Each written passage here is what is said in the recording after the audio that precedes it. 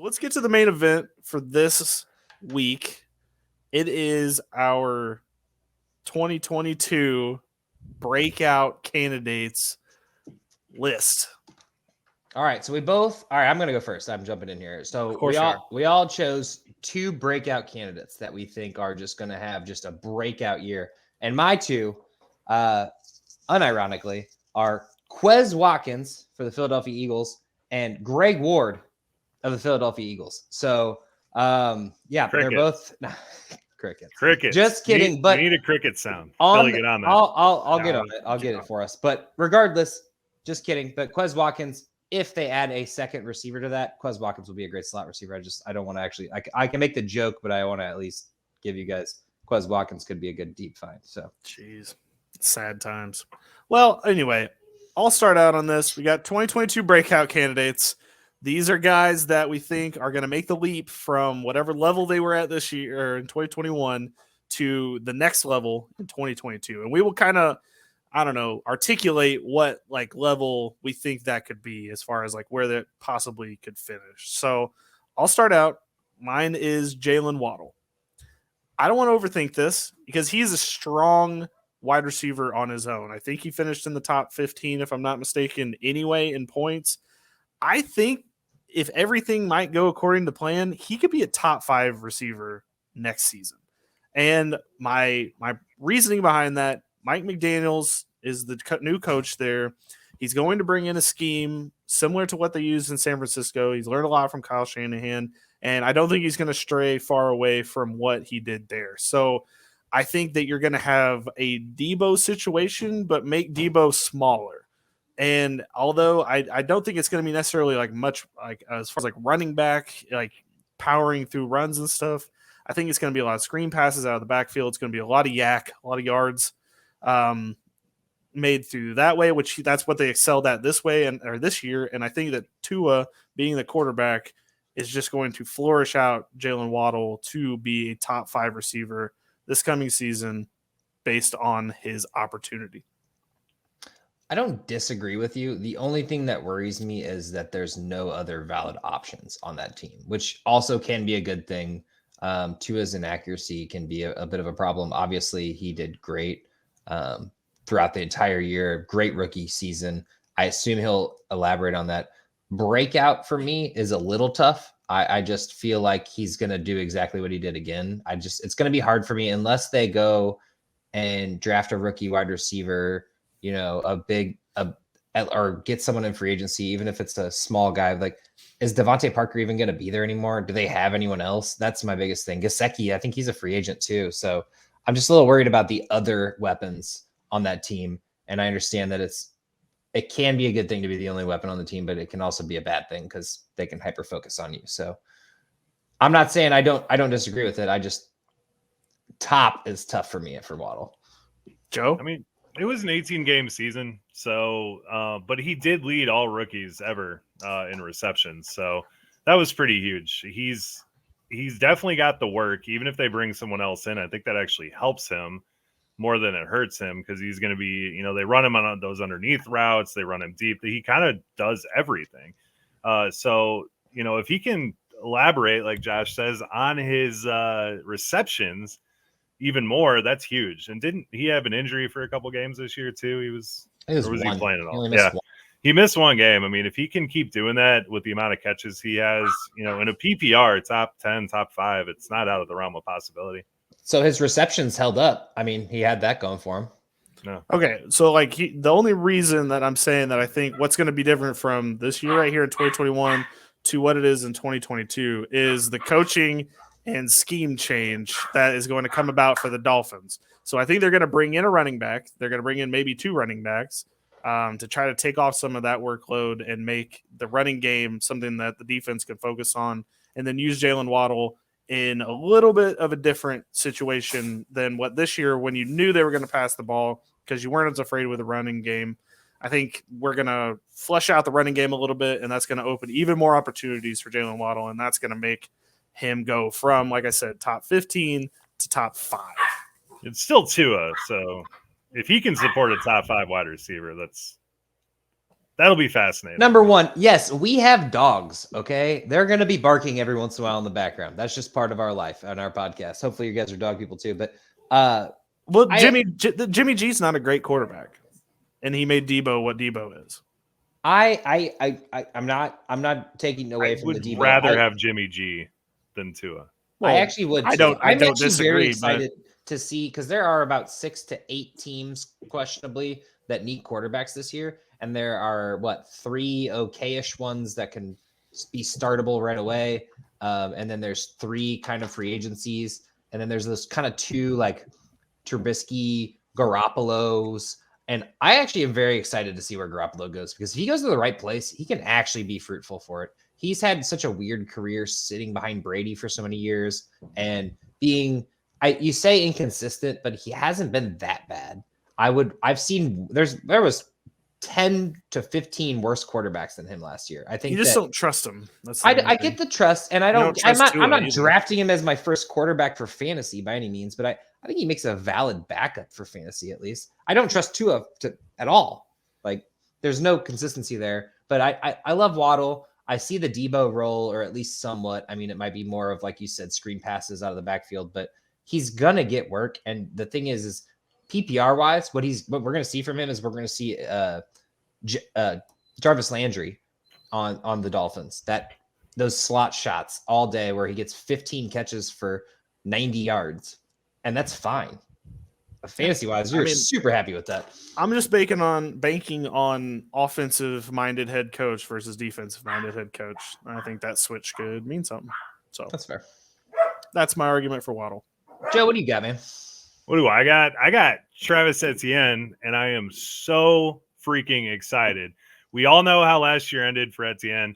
The wind was taking out of my effing sails completely because I was so pumped up for this dude. He is an absolute playmaker. He was at Clemson, and he's going to explode onto the radar this year. So let's talk about Doug Peterson first. He always runs the RPO. Trevor Lawrence and Etienne ran that down at Clemson. They did a great job at it. Just to compare, I mean, Miles Sanders had 19 opportunities per game when Peterson was running the show. He does like a committee, but it's really going to be hard to keep Etienne off the field. And he loves targeting his running backs. Just use Sanders as a comp again. He was getting huge targets as soon as he took over as the lead back in Philly. On top of it all, he has always ran the top 10 in offensive plays per game and Etienne had a career average of 7.2 yards per rush and 13 yards or 11.3 yards per reception. I don't know if I've ever been more aggressively targeting a running back in Dynasty in my whole fantasy career. I'm excited for this. Also, I'm excited to see where he goes in redraft because there will be rumors that James Robinson's getting healthy by around that time. I think, not to play negative Nancy here, but you said that he, when he's on the field, he's really good. Well, the last 2 years he's had injuries. So, I mean, obviously in college, it wasn't as bad as this one. So hopefully we see him on the field, but not that an injury is ever a good thing, but James Robinson coming in and playing phenomenally in basically who was supposed to replace him's role, and then him getting injured right at the end of the year, you have to imagine Etienne is going to come off to a hot start and prove that he deserved to be drafted where he was. And I completely agree with you. With you. Doug Peterson is going to utilize him. And honestly, he's going to utilize both of them, especially when James Robinson comes back. So I like both of them in both leagues. I think right now is the time to buy James Robinson even at this point. Yeah. So my pros for Etienne is that he's fresh. He's going to be fresh. Like, he didn't take any hits this year. That's a positive thing. I mean, other than the injury, obviously. He did not take any hits during the entire season, so that part will be good to go. And I think the new coach that comes in will just have a fresh, look on how, he was set to play. They said he was set to play like a Percy Harvin role for Urban Meyer, but who knows? That might have been a disaster if he'd have done that. So got a fresh look with Doug Peterson. Can't wait to see what Doug Peterson wants to do. Now, the cons, I think, are he still isn't able to weight lift with his feet because he's still recovering. Obviously, is this Achilles as well? No, it's a Liz Frank. Right. But he says that he has been able to do the upper body stuff, but his lower body, as far as deadlifting and stuff, he's not been able to do that yet.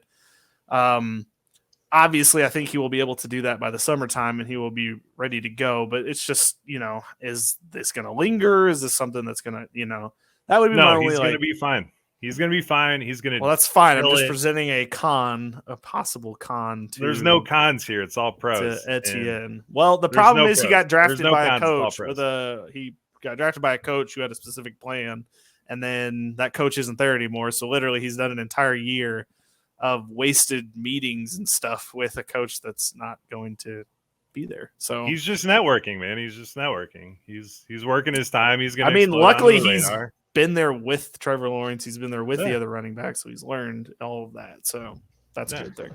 We're all excited about to finally see this rookie in action. It sucks that his rookie year was stripped away from him. I think that's pretty clear by all of us. So I'm going to get in mine unless anyone's got anything else to add to Etienne. No. It's hard to really say that that's like it's bad because we haven't seen him. So literally, like he could no come out and cons, be all pros. He could be a top 10 running back right away, and we don't know yet. All pros, I'm telling you. I mean, he was in that Swift Williams situation or Taylor, Swift Taylor conversation for running back. So I mean, there's both of those are great examples. So if he fits in anywhere between those two, he should have a great time. Yeah, just got to stay healthy. So, all right. I'll get into mine. One of my first one is Terry McLaurin. Despite not ever having a solid QB throwing to him, he's just kind of remained perfectly relevant. We'll get into that in a second, but over 3,000 yards over the last 3 seasons, an average of 5 touchdowns a year. That's a little low, but just imagine what these stats are going to look like when they actually have a quarterback. So out of all the more reliable fantasy wide receivers, what do they usually have? A quarterback. Now let's get to the quarterbacks that have thrown McLaurin the ball the last 3 years of his career. Case Keenum for 8 games, Dwayne Haskins for 7 games, Colt McCoy for 1 game, his rookie year. Alex Smith for 6 games, Dwayne Haskins for 6 games, Kyle Allen for 4 games, his sophomore year. Heineke, Fitzpatrick, and Gilbert. Heineke for the majority of last year, but Fitzpatrick and Gilbert 1 game apiece. That is awful. There is nothing good about that. He has remained phenomenal for what he's been getting. And then with a healthy Curtis Samuel, second-year De'Ami Brown, and probably Logan Thomas back, he should easily handle the majority of the target share here, but also not be focused on too much. So all mock drafts at this point have them drafting a QB in the first round, but and right now it's Malik Willis, but I think it's probably Kenny Pickett. But if they don't even go after, the top 3, Rodgers, Wilson, or Watson. All of those quarterbacks will be signed by the USFL in year 2. Point. Yeah. I don't know. Whatever, the Battlehawks XFL is coming back too, so who knows? Yeah, it might be on there too. A lot of opportunities. I'd take Heineke on the Battlehawks. That'd be dope. Heck yeah. Well, he was on the Battlehawks. Mm-hmm. I know. Take him back. I want him back. Well, we lost Teamu to the UFL now, which is unfortunate. That's okay. But yeah, no, I don't understand why people hate McLaurin. We put I'll do my pros and cons of McLaurin. I'm a pros and cons guy. I like the pros here. He's going to have his surrounding cast back in full force. You hope. So Curtis Samuel missed pretty damn well the entire season with an injury. So he'll be back to help take some of the pressure off. Logan Thomas got hurt midway through the season.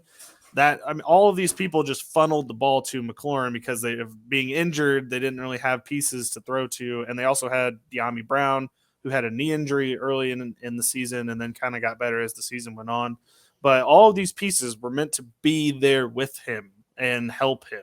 So I help take the pressure off of him so that he could get open and have more opportunities to make big plays. Not to mention Gibson had that toe thing. So exactly. Well, and McKissick was hurt for a little bit too. Yeah. So literally there was, all the targets were just going to all sorts of different places. So that's the pro. You take pressure off the number 1 wide receiver, you're going to see better results. So the con is who the hell is going to be the quarterback? Because if it's Malik Willis, I do not love that for Terry McLaurin. The reason they got Malik Willis going there right now is because everyone's hyped about him from the Senior Bowl. That's the only reason. Well, he's going to end up being the number 1 quarterback in this draft. And I think that's I say number 1 is in that just because he's the best of a bad batch. I got Carolina taking Malik Willis.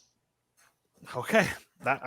Fair enough. And if they do that, that puts Washington even further behind the 8 ball. But even in bad drafts, when there's not the true number 1 overall quarterback, they still creep up to the top 10 every year. I mean, I it just agree. happens. And hopefully for McLaurin, it's a Jimmy G goes there kind of thing. Not I would like Jimmy G. Jimmy I G think there that'd would be be great. awesome. Yeah, But I even if think they so went too. Malik Willis, that's probably best case scenario out of the rookie quarterbacks for Well, yeah, McLaurin that's for sure. because of the deep ball. I mean, we saw Heineke throw those out there where McLaurin was just getting hit right in the middle of the field. They were inaccurate. But if you can get someone with a cannon for an arm out there, McLaurin's the type of wide receiver that can absolutely take advantage of that. I like a good Kenny Pickett here if they're going rookie, but I don't think they are. I think they're going after the Rodgers and Wilson. I think They're definitely not. Rodgers is not going to go to the East Coast. Okay, probably not Rodgers, but I think Wilson's a very good conversation, and maybe even Watson. I don't know how well they want to deal with that turmoil that they got going on, but I don't know. There's going to be that weird learning curve if they grab a rookie quarterback in general. So maybe I'm off by a year on this one, but I just don't give up your McLaurin stock and try to buy it. If anything, if say they grab Malik Willis or Pickett and it's a bad year, that's the time to buy him because McLaurin is not a bad wide receiver. And he has literally had 9 or well, technically, I guess there's like 7 quarterbacks that have thrown to him in his 3 years. So McLaurin's awesome. And you're right, Josh, there is a lot of hate on the man. I don't understand why. We put him in the top 10 for dynasty wide receivers, and people literally wanted to like murder us. I'm pretty sure. Yeah. Well, because he's past his breakout age. If we want to talk about 1,000 yards a terms. season though, with no quarterback. Like he never had one season with a quarterback the full year, and the one that he almost did was Heineke. Like, I'm sorry, he has a very similar career arc right now to Allen Robinson. Yeah. Obviously, praying there's no injury to that one, but you know, having an untalented quarterback your entire career or multiple of them, and then, you know, he'll move, or if they get a quarterback, I mean, it's only a matter of time. And Robinson did this with Trubisky. No offense, man. Yeah. But I mean, the Colts savior, Trubisky. Yeah.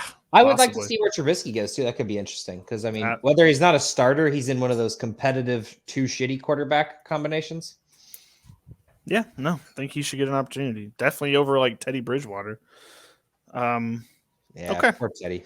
Well, let's move on to my last breakout candidate of this one. So for 2022, again, we're going to keep it simple. Gabriel Davis of the Buffalo Bills. I think that a lot of people are not going to be surprised that he breaks out because of what he did against the Chiefs in the AFC Championship game. No, it wasn't even the AFC Championship game. It was the divisional round. He had 4 touchdowns in that game. He was torching left and right up there for Buffalo. And I think that just you're attached to Josh Allen. You are young and you're attached to Josh Allen. Need I say more?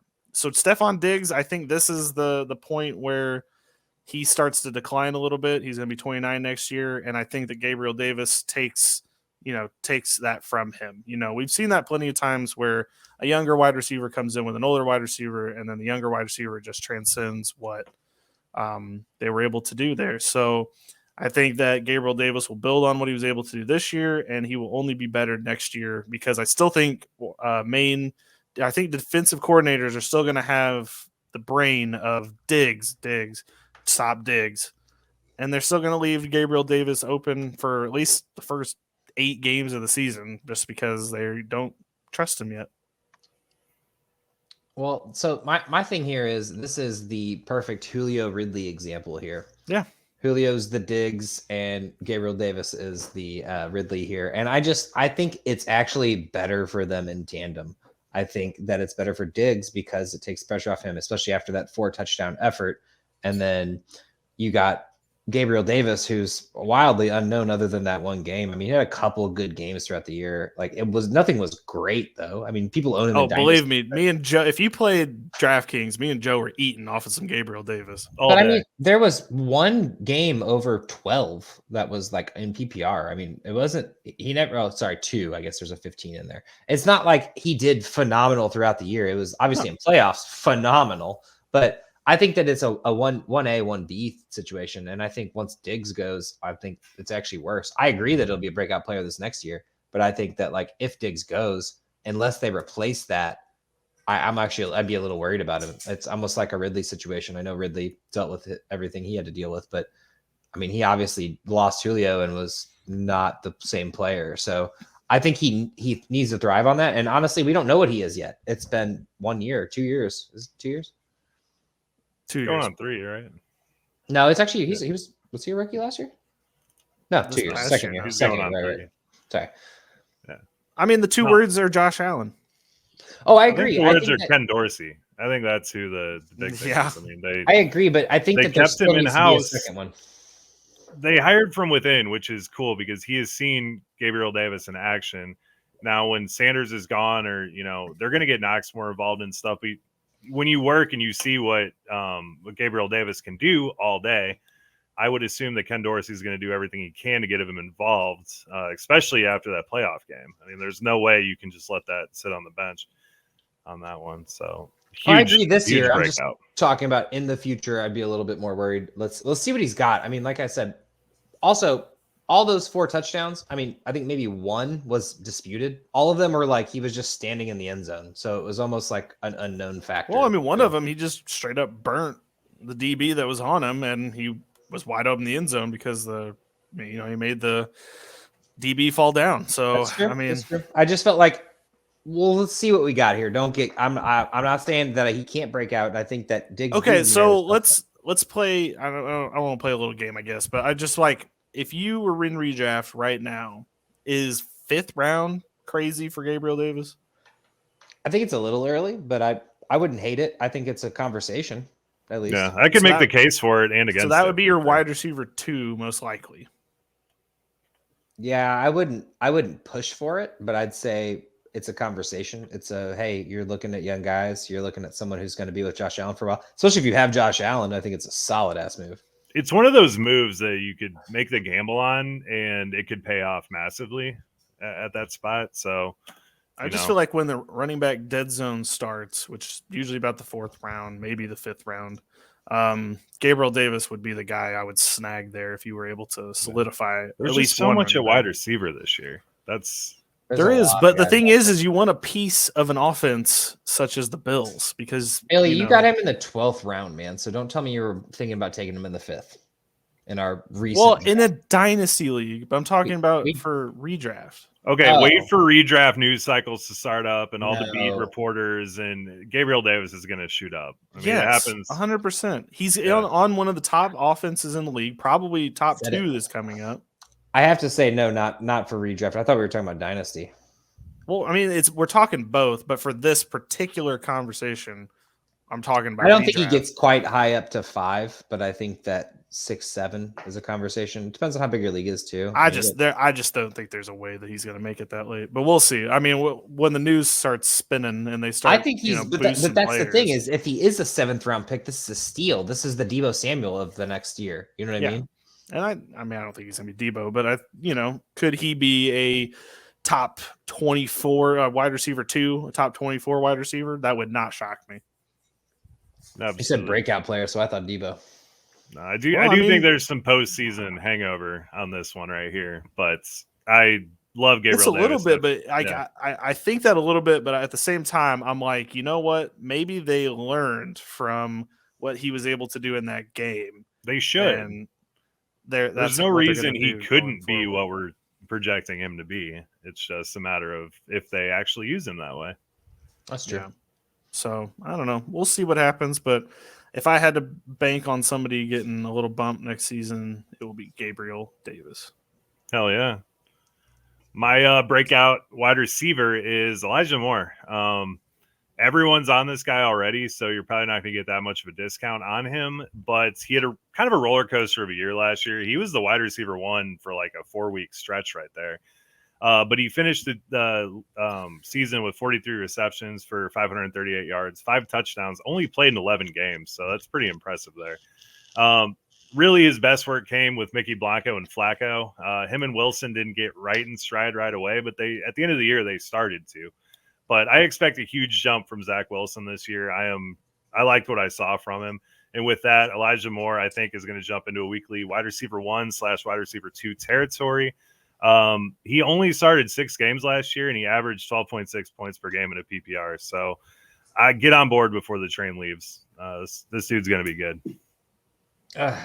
It just hurts me that you're talking about a Jet and it's not Michael Carter, because Michael Carter is the only Jet that I would even want. But I guess the multiple skill set coming out of that team, I don't believe in Zach Wilson. I think is my biggest problem here.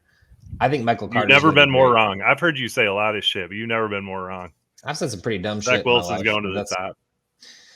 It's the Jets, man. I just don't believe. Yeah, I can understand why it's tough. I really don't have a negative for this.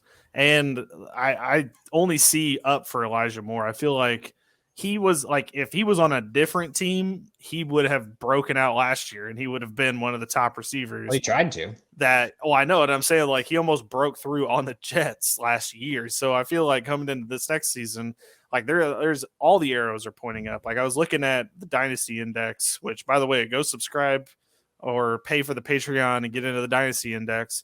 It's awesome. That we all have him, or in the index as a second round talent in Dynasty. And like, that is not even something I had considered until I read that. And I was thinking like, man, for the next 5 to 6, 7 years, like, who would I want? Elijah Moore would be probably pretty high up there, especially if he was to move teams or they figure out the offense. But yeah, going into 2022, Elijah Moore, it's all up from here. I mean, he's not built like Megatron, but he is built to be that Megatron-esque kind of guy where he's just going to be the workhorse on that team. There's no one else there. I mean, Michael Carter's the only offensive weapon they have other than him. So I agree with that. I just don't believe in Zach Wilson. If Zach Wilson is just okay, even, then he'll be fine. I don't know. I'm just playing devil's advocate here. I'm not saying Elijah Moore. Well, you're playing the wrong devil's advocate here, because Zach Wilson is going to be awesome, and Elijah Moore is going straight to the top. And especially in a dynasty, I value wide receivers so much because of the lifespan you get with them on your team. So, if we were doing a startup right now, I'd be looking for Elijah Moore really early, trying to get him on my team, just because I think we're going to have him for a long time, and he's going to be awesome. All right, Zach Wilson, over under 4,500 yards. Next year? Under. Yeah. Under. That's a huge number. That is a huge number.